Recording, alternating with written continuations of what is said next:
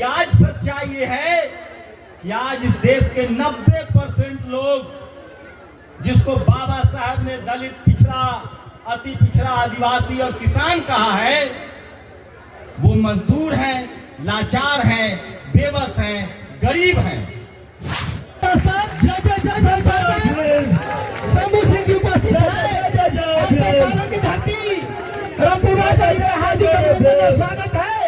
यहाँ चंपारण काफी गौरवान्वित महसूस कर रही है कि चंपारण की धरती रामपुरा पर जो है हम लोग के बीच नेशनल दस्तखत के संपादक शंभू सिंह जी उपस्थित है, जिनके यूट्यूब के माध्यम से हम लोग सुनने का काम करते थे।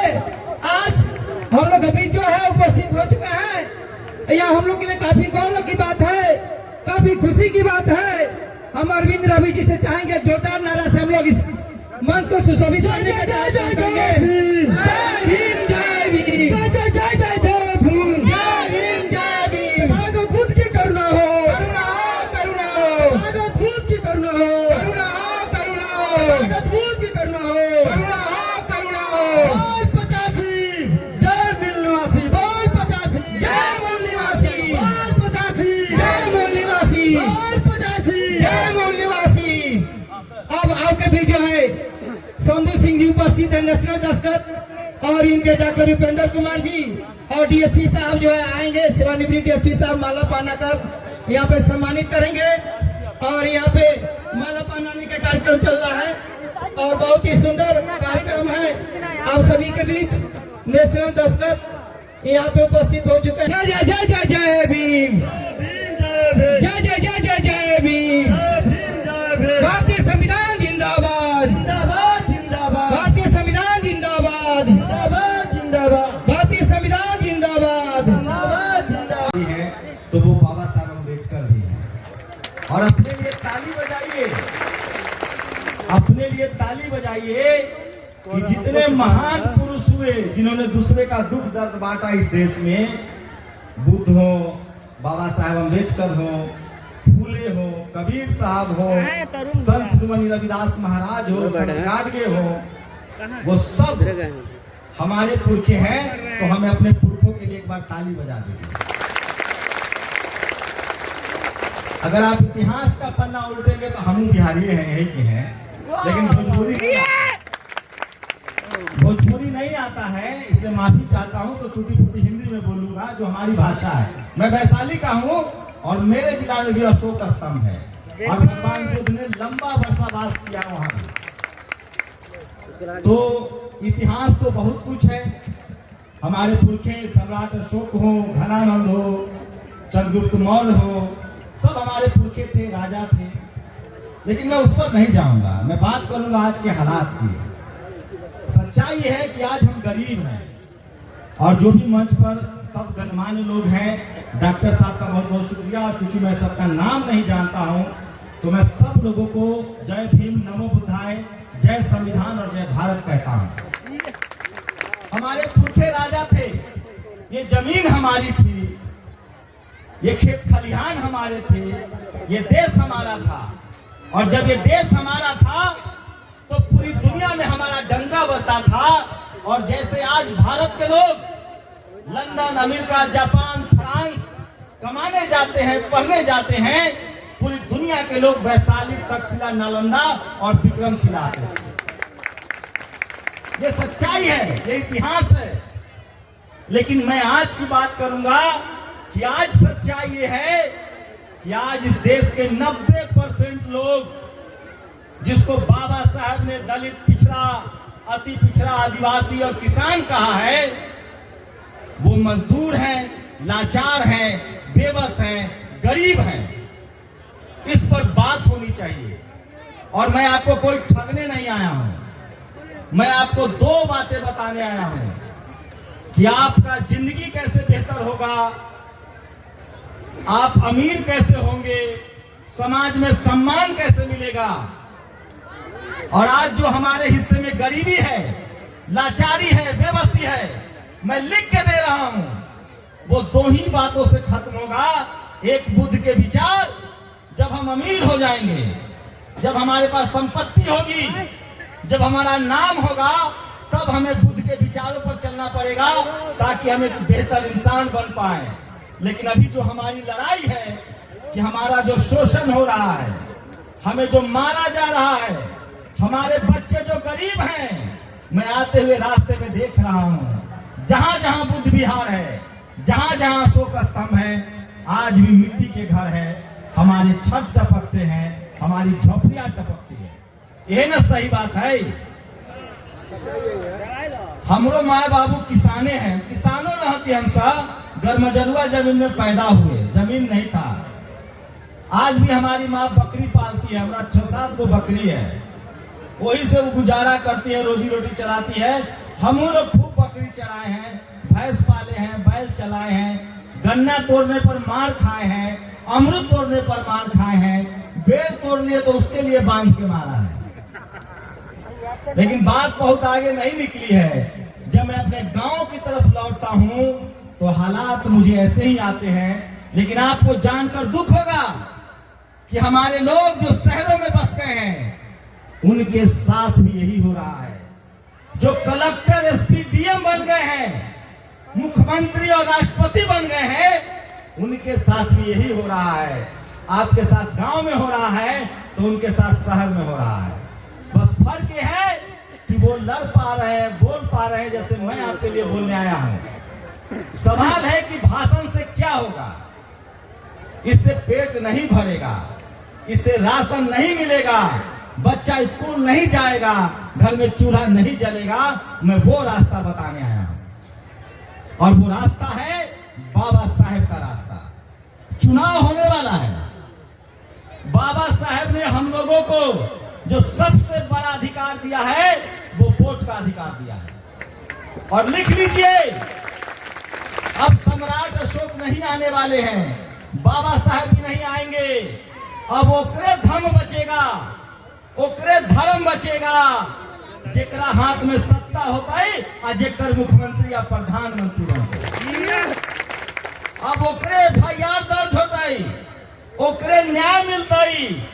अगर कोनो के बकरी चोरी हो जाता है, भैंस चोरी हो जाता है, चाहे खेत पर कब्जा कर लेता है कोई, तो ओकरे न्याय मिलता है जेकर सरकार रहता है, जेकर मंत्री रहता है, जेकर मुख्यमंत्री रहता है। तो आपको समझना पड़ेगा कि भगवान बुद्ध के विचार कैसे आगे बढ़ेंगे। बाबा साहब ने जो सपना देखा था वो कैसे पूरा होगा, उसका पूरा करने का एक ही रास्ता है। आपको अपना वोट, एक एक वोट उस आदमी को देना पड़ेगा जो स्कूल और अस्पताल की बात कर रहा है, जो पढ़ाई लिखाई और दवाई की बात कर रहा है, जो कहे कि जब तुम स्कूल जाओगे तो तुम्हारा बच्चा फ्री में पढ़ेगा, जो कहे कि जब तुम्हारा घर में कोई बीमारी होगी तो तुम्हारा इलाज होगा। और अगर ये नहीं कहता है उसको वोट मत दीजिए। कहे कि 4 किलो अनाज तो वो दे रहा है, लेकिन एक बार कोई बुजुर्ग या कोई बच्चा बीमार पड़ गया तो आप प्राइवेट हॉस्पिटल में आपको लूट लेगा, गहना बंधक रखा जाता। हमरा सबके दादी तो थलिया और बर्तन रख के खाना खिलवाती थी। आज भी वही स्थिति है हमारे लोगों की, दलितों की, पिछड़ों की। और कुछ पिछड़ा समाज के लोग जिनको लगता है, आप लोग देखते हैं ना कि जिनका कुछ खेत है, कुर्मी, कुशवाहा यादव, आपको लगता है कि बहुत मजे में है, तो ऐसा ना है। गांव में तनका मजा है, जब उनका बचवा भी शहर में जाता है तो उनको भी वही सजा है। अभी देखिए क्या हुआ है, हरियाणा का नाम सुने हैं ना, हम सब लोग जाते हैं। हरियाणा में एक आईपीएस मतलब एसपी, उनकी पत्नी कलेक्टर है, उनका साला विधायक है। उसके बाद भी उनको आत्महत्या करने के लिए मजबूर किया गया और 8 दिन से सब पड़ा हुआ है, पोस्टमार्टम नहीं हो रहा है। और जिन गुंडों ने मरने के लिए मजबूर किया उस पर कोई कार्रवाई नहीं हो रही है, क्योंकि वहां की सरकार नहीं चाहती है। तो आप जब तक एकजुट नहीं रहेंगे, इक्का दुक्का कोई कलेक्टर एसपी भी बन जाएगा तो जाति पीछा नहीं छोड़ता है मेरे भाई। मैं पत्रकार हूं, बड़ा पत्रकार हूं, मुझे भी गाली दी जाती है। मायावती जी मुख्यमंत्री बनी, उनको भी गाली दी जाती है। लालू यादव को तो जेलों भेज दिया, छुपा हुआ है किसी से। कोई दलित, पिछड़ा, किसान, आदिवासी, अल्पसंख्यक ये सोचता है कि देश में वो बाबा साहब के विचार पर न चलेगा और बुद्ध धर्म को नहीं अपनाएगा तो वो बच नहीं पाएगा। ये जातिवादी, मनुवादी गुंडे उनको जेल भेजेंगे या उनको मारेंगे। बाबा साहब का विचार, भगवान बुद्ध का विचार में वो ताकत है जो आपको फिर से अमीर बना सकता है। अंधविश्वास और कर्मकांड से हमको तौबा करना है, अपने बच्चे के पढ़ाई लिखाई पर खर्च करना है। कहीं मत जाइए, कोई किस्मत नहीं बदलेगा। जो मेहनत से मजदूरी करते हैं, कमाते हैं, वो कहाँ खर्च करना है? बच्चा के किताब पर, कलम पर, कपड़ा पर, अपना पर खर्च कीजिए। और धर्म के नाम पर भगवान बुद्ध के विचार है, इनको कोई जरूरत नहीं है माला चढ़ाने की, अगरबत्ती जलाने की या इनके लिए खर्चा करने की। बस इनका विचार सुनना है। पता है भगवान बुद्ध ने क्या कहा है? कहा तो उन्होंने बहुत चीज है, लेकिन हम तीनों को बात मानते हैं। बुद्ध ने कहा है कि सबसे पहले अपना जीवन बेहतर करो, अपना हेल्थ। हमारे समाज को छोटा नशा छोड़ना पड़ेगा, गुटखा छोड़ना पड़ेगा, दारू छोड़ना पड़ेगा, सिगरेट बीड़ी छोड़ना पड़ेगा, नहीं तो हम स्वस्थ नहीं रह सकते हैं। तो बुद्ध ने कहा है कि पहले अपने देह की चिंता करो, अपने शरीर की चिंता करो। बीमार पड़ जाएगा तो कोई दुख बांटे ना होता। दूसरा नंबर पर बुद्ध ने कहा है कि उसके बाद अपने समाज को जोड़िए, लोगों को जोड़िए, तब आपके पास तीसरे नंबर पर संपत्ति आएगी। तो अपना पर ध्यान दो, अपन परिवार पर ध्यान दो, अपन बाल बच्चा पर ध्यान दो। और जब जिस दिन आप देने लगिएगा, किसी के झांसे में मत आइए। जब बाबा साहब का संविधान पढ़ लिख जाइएगा तो आप भी इसी तरह से गरजिएगा, बोलिएगा और कोई आपको झुका नहीं सकता है। तो हमरा सके तो घर में साक्षात ईश्वर है, तथागत बुद्ध और बाबा साहब अम्बेडकर के विचार हैं। जब उन पर चलेंगे तो हमें सफलता भी मिलेगी, हमें यश भी मिलेगा, हम अमीर भी होंगे और हमारा दुनिया में नाम भी होगा। तो हमें कहीं जाने की जरूरत नहीं है जरूरत? हमारे लिए बाबा साहब का संविधान और भगवान बुद्ध का विचार है, वो है काफी है। तो आप लोग कोशिश कीजिए, आप लोग जितने लोग यहाँ बैठे हुए हैं, आप सब इस देश के अक्लमंद लोगों में से हैं।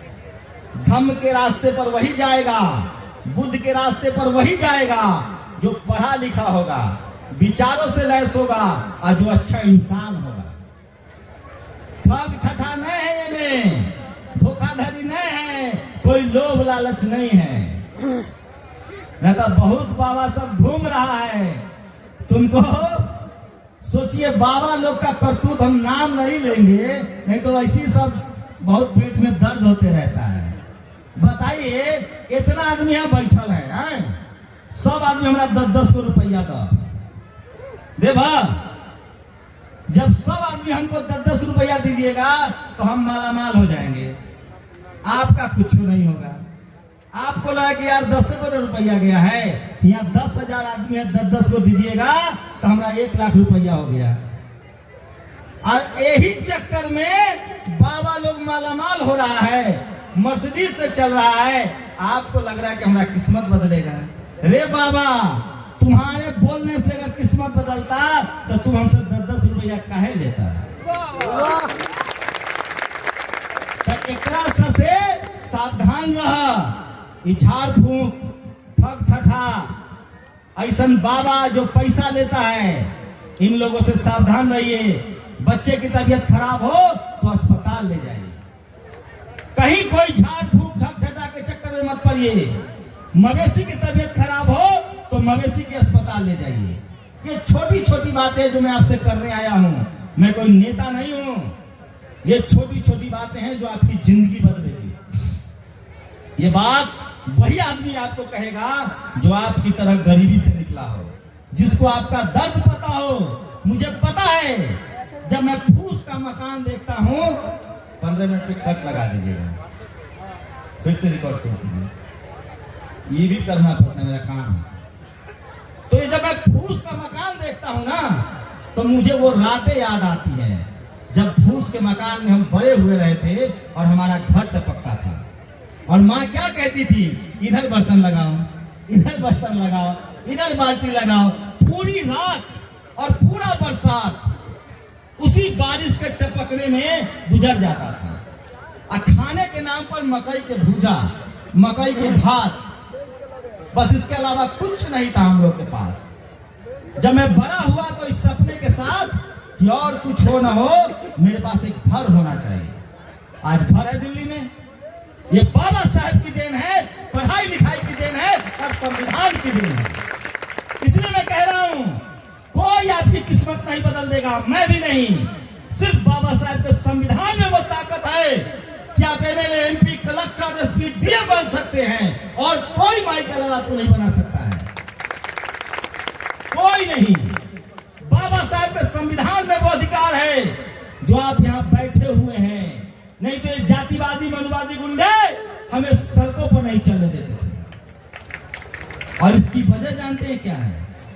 ऐसा नहीं है कि वो शरीर से मजबूत है, ऐसा नहीं है कि वो हमसे ज्यादा ताकतवर है। इसकी वजह है उसका दिमाग काम करता है और हमारे दिमाग को भोथ कर दिया गया। भोथरा समझ रहे हैं? ये ऐसे जातिवादी मनुवादी गुंडे हैं जिन्होंने दुनिया के सबसे ज्यादा पढ़े लिखे और 2500 साल पहले जो आदमी वैज्ञानिक हुआ, भगवान बुद्ध, उसको बुद्धू कहने लगा। ये सोचिए कितने शातिर लोग हैं जिनको दुनिया विश्व गुरु मानता है भगवान बुद्ध को, और अपने यहाँ पूर्वज को क्या कहता है? बुद्धू। ये वो जातिवादी मनुवादी लोग हैं जो हमारे घरों में है कि हमारे माँ बाप को कहते थे कि बेटवा बिगड़ गया, स्कूल भेजा है, पढ़ लिख के की करता हो, अरे एकरा लगाना था फैक्ट्री में मजदूरी करते और पैसा कमाता हो। गलती